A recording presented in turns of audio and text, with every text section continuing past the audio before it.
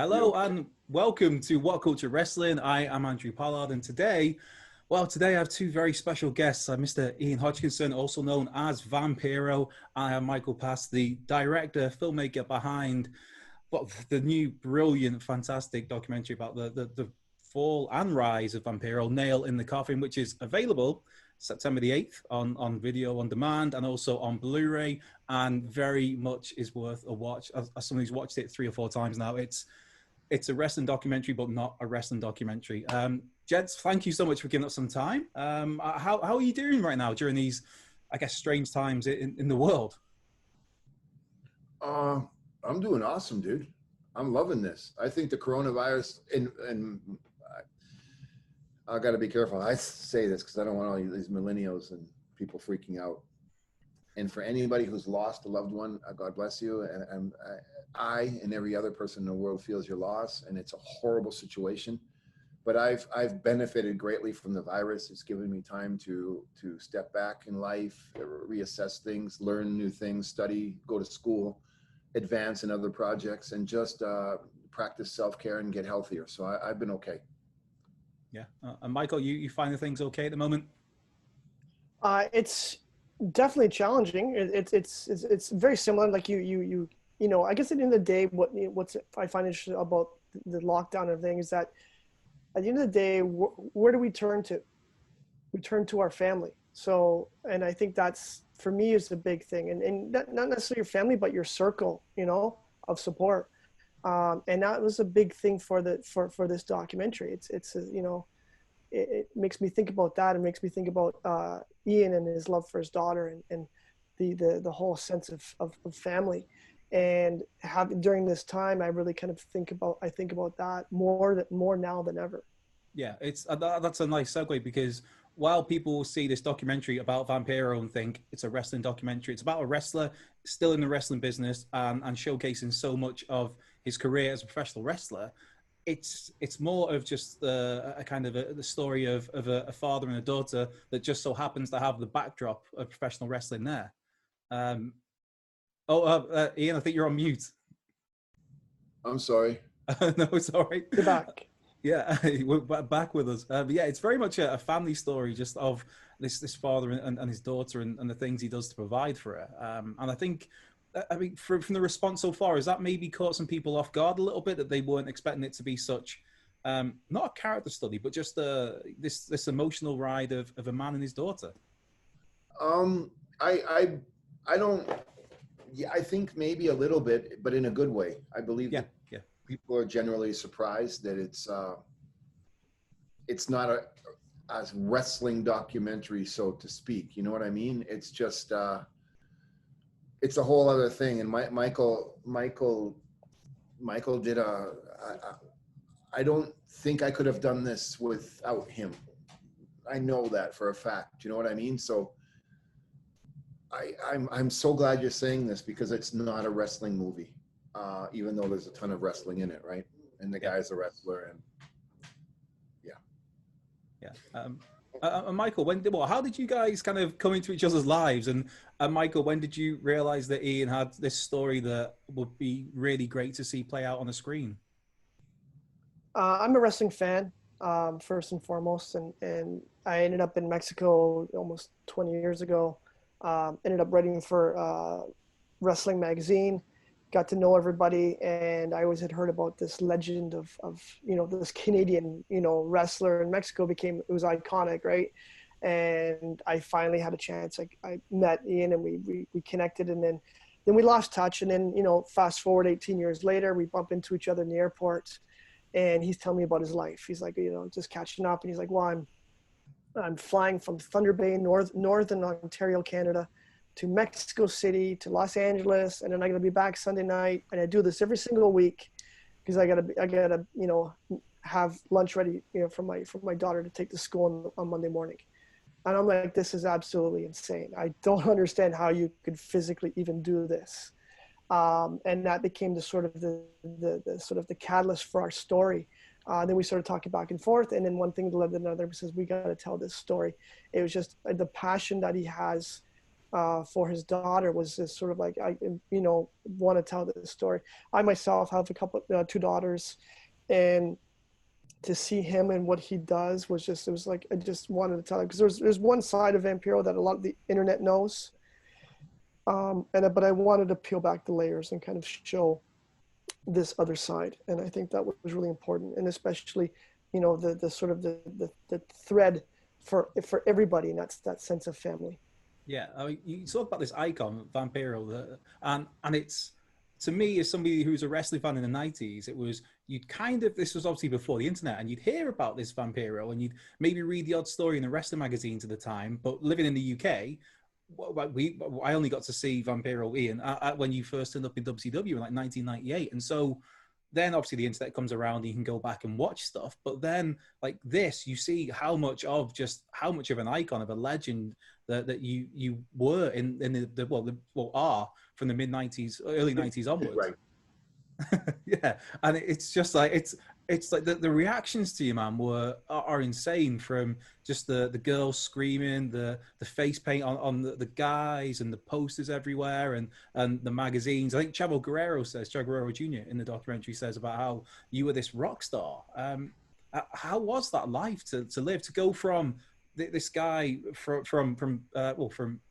Canada, from Thunder Bay, to then all of a sudden become this huge star all of a sudden? It was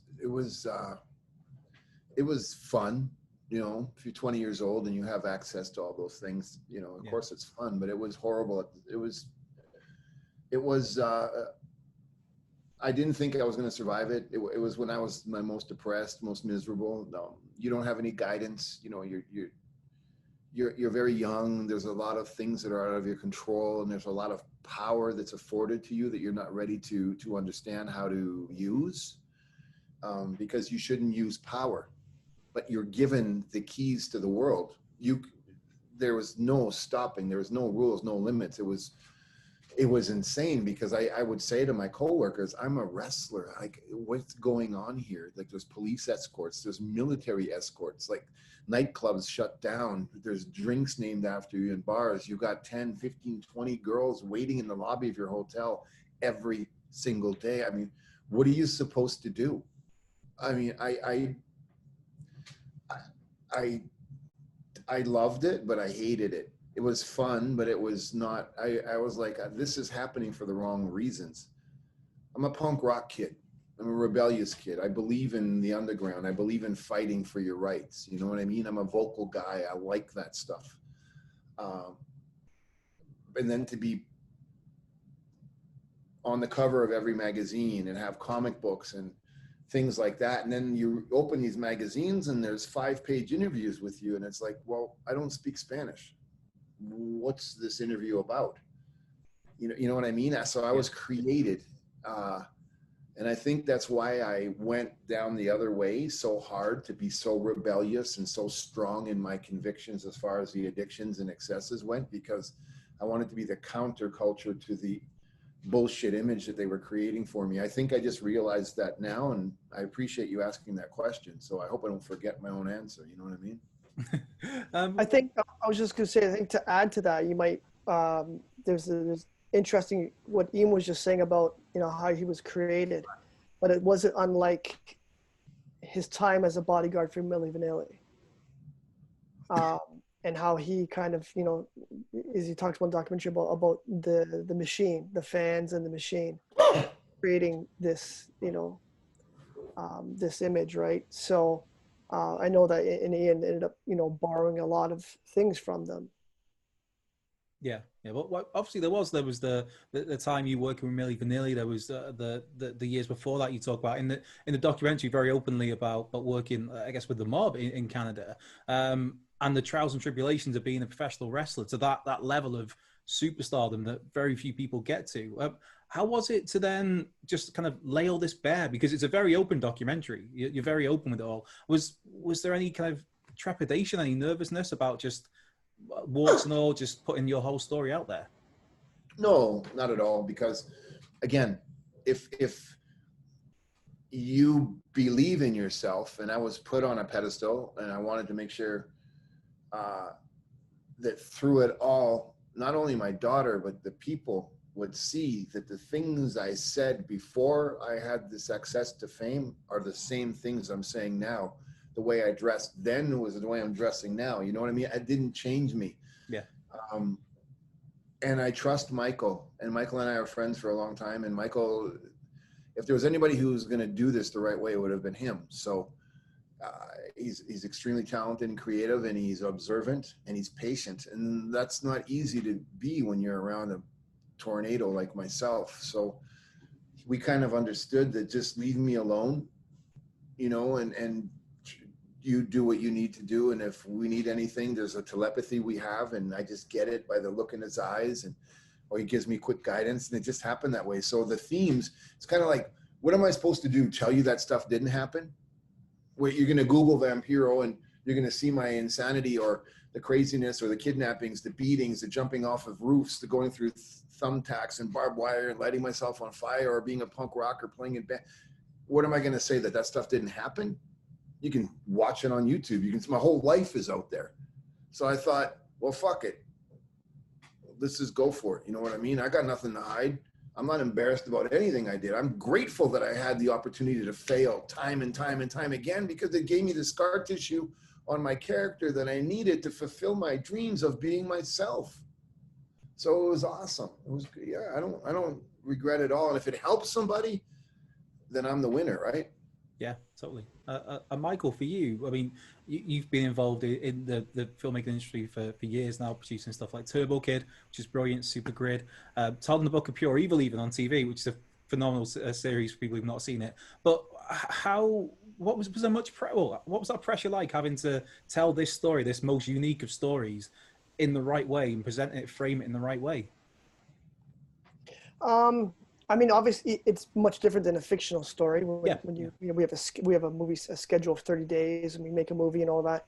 This one was a lot more challenging, and, you know, of course, it's real life, and we had 3 years to put it all together, and we've been filming. But I think the biggest challenge of it was the amount of footage that we had. Not only the filming, but the archival. We had, like, people have been following Ian around with cameras for years. So we had a ton of footage. So when you're kind of navigating and cutting through the weeds, you kind of have to thread it like a needle, you know what I mean? Trying to find that story. And we had Danny Palmer, who came on board as the editor, and he could see through all of that and sort of, okay. And so together, I worked with him as a story editor, and we kind of had to weave everything together. And for that was the biggest challenge to do that, with the immensity, like, just so much footage. Yeah, and Ian, for you, what's Dasha, your daughter? What's her reaction been to the final product there? Because it's, I mean, just the relationship between you two is so brilliant to watch. And even when you're in meetings with TV execs and you're taking calls with your daughter because that is your priority, it's so heartwarming to see, dude. But how's her reaction been to the film now she's seen it? Yeah, well, the first time I saw it, I told Michael, I said, "Motherfucker, I'm going to kill you." Because the guy that I hate the most in life is in the movie, Konnan. Right. And then there's some stuff about my drug use in there. And then there's a video that I haven't even seen. I haven't even seen my wedding photos, let alone a wedding video. And then fucking Michael puts my ex-wife in there. And I'm like, you motherfucker, the 3 things that I ask you not to do. I said, do whatever else you want. Just don't do that. And that's exactly what he did. And I was so, and he was like, well, it's an important part of the story and it's going to meet. And I was like, okay. Okay. I said, but my daughter's going to see this. And it's bad enough that her dad's Vampiro. Because I got divorced when my daughter was 1.5 years. So my daughter has never seen her mother and myself together, even on speaking terms. It just hasn't happened, let alone dancing on the fucking wedding dress and stuff like that, crying, you know what I mean? So thank you, Michael. So I was like, I don't want to mess up my kid. You know, my daughter knows because her uncle Robert, the guy in the movie who passed on, my daughter knows a few things about my past. Let's just say it like that. but she's never seen Vampiro wrestle. She's never been around Vampiro. She's never been exposed to that. And I fought really hard to keep her away from it my whole life. And then she would come home and say, but Dad, on the internet, it said this about you and that. And I was like, oh, fuck. Well, yeah, it's true. And I saw her disappointed in her heart. So I was hoping that this movie was going to explain some things to her, because she can see that even though, yeah, mafia, you know, not killing, but, you know, killing it as a performer and all those things, you know, and breaking things and punching, screaming, yelling, and but I'm always with my phone in my hand and answering my daughter, and I love you, I'm proud of you, are you studying, do you have enough food? That she understands no matter what I did and why I did it, it was to make sure she was okay. Yeah. So I'm very grateful to Michael for that. Yeah. It's like it's so beautiful to see, just as a wrestling fan, but as a film fan, as a yeah, just getting to watch it. It's like, yeah, no matter what's going on, whether you're in the middle of recording whatever Triple Mania and you're still FaceTiming or texting, it's brilliant. But you mentioned Konnan there. What is the relationship with Konnan now? Because I mean, you guys have worked together for so many years at so many different times. Had one of the most iconic rivalries in Mexican history, and then you hear stories you said in the documentary about how he, at one point, he possibly maybe had somebody try to kill you, but then you work with the guy again. So I mean, what's the relationship there with you and Konnan these days? 100%, honestly, from the heart. I have nothing but love for him. We've buried the hatchet too many times, so you can't even say that anymore. Yeah. I respect him. He survived. He, like myself, has been judged wrongly. He has a lot of issues, a lot of demons, a lot of mental health issues as well. And we were both very young and very unprepared to be in this environment with this circumstance. So it led us down a path of negativity. I'd like to say right now that if he needed me, all he would have to do is call me. And I would be right there. Obviously, that relationship, Michael shines a spotlight on that briefly during the document. Right. This is going to be another hatchet that needs burying now, isn't it? Well, clearly. I just can't ruin the end of the movie. So. Yeah, exactly. Sorry, Mike. But yeah, Michael does a great job of spotlighting that relationship. But one, I think that maybe, obviously, people know you've been working and friends with Matt Striker, going back to Lucha Underground, when that launched in 2014 now, I think it would be. But there's just, again, it just kind of melts your heart where there's a bit where he's talking to you, Ian, and he's saying about, like, yeah, the world can keep Vampiro. I don't care about that. And he talks about you as this dad. I know. It's like, oh, he's going for the feels there. What Striker tried to do, that big ass kiss, come on just like that and try to shine in my movie. Just like that. He doesn't feel that way about me. He's a snake. He's a liar. He's evil. Don't believe a word he says. I think I think he sided with Konnan. That's it now. I'm just kidding. Matt is the sweetest man. Matt is one of my best friends. He's a father now. Matt helped me understand that it was time to try to transition into another position in this industry. Matt knew that I had zero experience as a commentator, and he gave me the freedom to try to find my way. I love him to death, man. He's the way he talked about me in that movie, I was kind of like, I didn't know how to react. I was like, what's the matter with you? You know what I mean? Because we don't talk that way. Yeah. I didn't expect that from him. But we have that love. There's 100% no doubt about it. Very much so. And Michael, for you, when the backstage of a wrestling show is famously very the boys only, the girls only sort of thing. Was there much pushback, did you find, from having cameras there from some of the other wrestlers that maybe you weren't expecting to have a film crew on hand? There wasn't a lot of pushback. When this ends, I want to tell you something. There wasn't a lot of pushback per se. It was when we got dropped into the thick of it, Triple Mania 25. It was just two of us. We had a very, very small crew, so we were very nimble. We were able to, you know, be like a fly in the wall. So that was okay. AAA was really gracious to us, and they opened up their doors, and they basically said, you guys have, you know, you guys have the run of it. You can film everything you want. That's no problem. Just don't film the guys with their masks off. Yeah. That was the biggest thing. Of course, that's, you know, obviously really important not to do that. And so they were very trusting with us in doing that. So it was awesome. But we got dropped in there, and yeah, it's complete insanity in a sense. You have all these guys, they're all alpha. They all have massive egos. It is literally a snake pit. It's organized chaos. It's all of that. And here we are. And if you look at someone the wrong way, yeah, they'll bite your head off.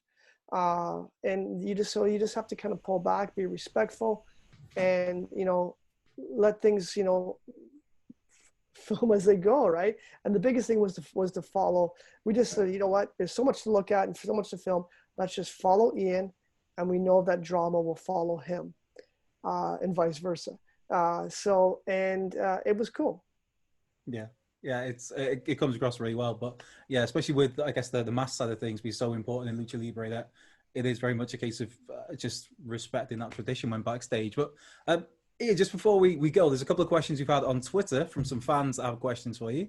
We're live on Twitter right now? Or No. This is from earlier in the day. I asked if anybody had some okay. questions, and we had some questions come in. So I picked a couple of choice ones. And there's a chap, Sergio Pereira, who would like to know whether, and I think this is a question a lot of people will have, could WCW have done more with the Misfits and yourself at the time? I would think, yeah, of course. That was another one that, I guess, that phrase, dropping the ball. Yes. That's, you can put it there. Yeah, come on. Of course you could have done more. Yeah, 100%. 100%. Yeah. Sergio also asked as well, with the fact you've talked about it, it's spotlighted in a documentary about how you brought this kind of punk rock edge to wrestling, whether it was seeing the Sex Pistols and the Road Warriors that kind of sparked your brain into thinking about wrestling. But do you think that maybe seeing people like CM Punk kind of brought that later on? The Who, exactly. One of Britain's finest ever bands. Nice shirt, dude. Yeah, do you think that maybe you were a little bit ahead of the curve with that, when, like I said, CM Punk maybe brought that what, 10, 15 years later? Do you think that was you maybe ahead of the time? You said that. I didn't say that. Well, Sergio Pereira on Twitter said that, so I'm free of all blame as well. Yeah, I definitely do think I was ahead of the curve. Yeah. Right. But I'm grateful that I was part of something that has influenced many, many guys now. Yeah. I was way too authentic for my time. You know, yeah, there's no doubt about that. Yeah. And another question from Twitter, from Yestin Williams, who from Wales, who would just a question again, I guess that a lot of people would have is, was there ever any interest from WWE once they purchased WCW in 2001? Was there any interest there, and would you have had interest in going?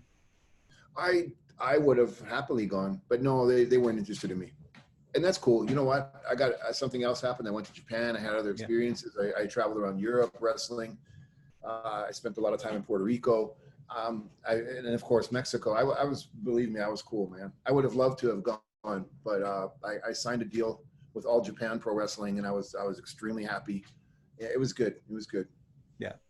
And just from me, in the documentary, there's a scene where you talk about how you just want to get home with your daughter, have ice cream, and play on your PlayStation. What are your go-to PlayStation games of choice with the ice cream? Well, the ice cream would be vanilla and orange. There's like a cream. In Canada, it's a big flavor. It's like, they call it a creamsicle. That's the ice cream, and if you touch it, we'll fight. So fuck with my Call of Duty or Doom, but Call of Duty, that's my thing. Yeah. Yeah, 100%. I've been playing a lot of. Yeah, I've been playing a lot of the Call of Duty World War II lately, and it's just like, yeah, that World War II game is so authentic. Have you played the Battlefield, the World War I version of it? No. Oh my! It is as if you were in World War I. It's just so on point with the weapons, the bullets, the costumes. It's just such a great, and I'm a fan of that. So I've read about the battles. I've studied the battles. I got DVDs on the battles. I know about the war. I mean, it just is what it is. I'm a fan of that. That video game is on point, like crazy. I mean, come on, man. I just love that kind of stuff. And now I'm starting to play online more. Yeah. Because part of my therapy is to be a little bit more sociable and interact with people. I have a hard time doing that because of my social anxieties, which is why I do live streaming and all that kind of stuff. But I'm actually starting to play. But man, fuck these 11 and 12-year-old little kids. You know, these little bastards. I want to kill them all. You know what I mean? Yeah. They kick my ass and they call me all kind of names and stuff like that. I'm like, fuck this kid. Yeah. But I'm trying my best.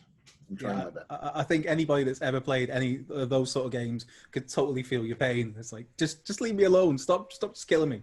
But yeah, it's like, at least let me pick the gun up, you little motherfucker. You know what I mean? I pick the gun up and he's standing right behind me and he shoots me. I'm like, oh, that's real fun.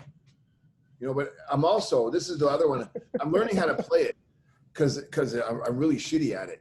But the WWE wrestling game, oh yeah, I've been doing it for years that people make my character. But I actually got the latest version of it because I'm going to play as Vampiro and wrestle the fans online. So I can't do that yet because I suck really bad. I don't understand the goddamn game. And I'm not going to sit there all day and let guys kick my ass all day and laugh at me and call me names. They do that now anyways. So I got to get some kind of a, you know, I've never won one match in my whole career. Maybe I can win on the friggin' video game. So I'm learning that. And once that happens, I'm going to build out a Rockstar Vampiro. And I'm going to play with the fans and just, you know, fight dirty, cheat. I love it. So the next time somebody's online and they play against a Vampiro, it could well be the Vampiro. No, it'll be me. You'll know it's me because I'll have a little video camera down there and I'll tell you. Yeah. I'll advertise the shit out of it. You know what I mean?